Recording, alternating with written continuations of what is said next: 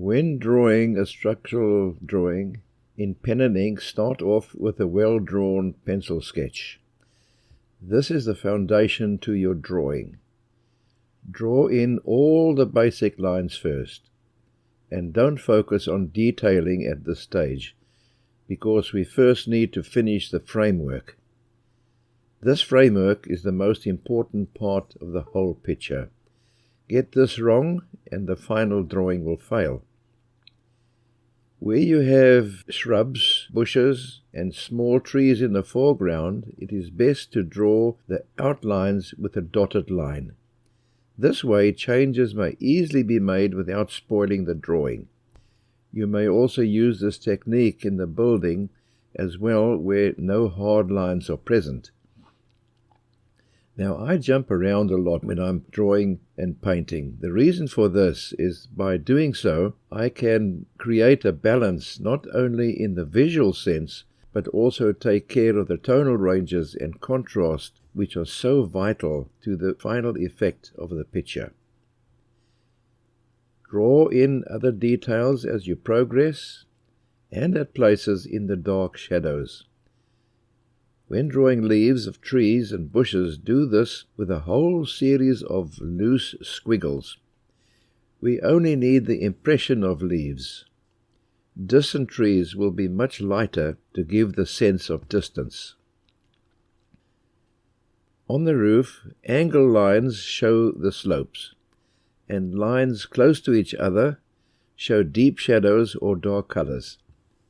Lighter areas require lines wider apart, or in this case, much thinner lines. Also notice the technique of broken lines used here, which also adds sparkle to the roof as well. This old house is built out of masonry blocks, and sunlight on them will cast many small shadows. There are no hard lines here. Use diagonal lines where the walls are in shadow and cross-hatchings for the deeper shadows. Now for the trees, the contrast is all about light and dark areas and is needed for any dramatic effect. These trees consist of many loose squiggles and are darkest closer to the building.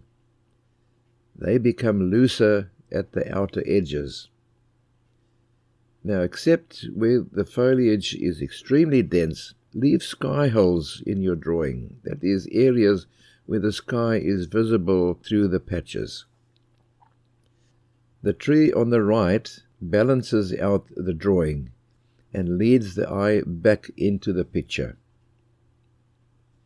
Now we come back to the house, and in this case here, I'm using vertical and horizontal cross-hatching for a special effect as opposed to diagonal hatching. The veranda is completely in shadow. There is a wall in very deep shade and the larger wall in lighter shade. These very dark areas add also to the dramatic effect that catches viewers' eyes. Notice how I also vary the types of cross-hatching.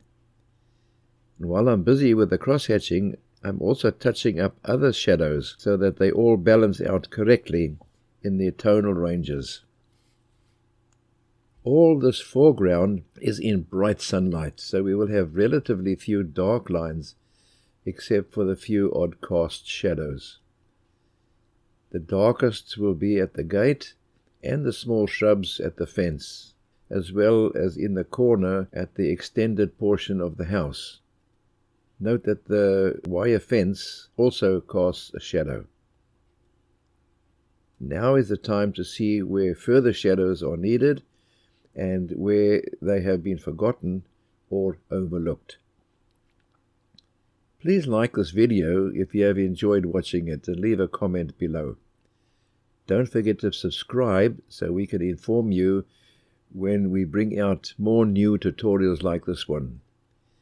If you would like to see the full drawing version of this class, head over to our website, onlineartlessons.com. Thank you for watching.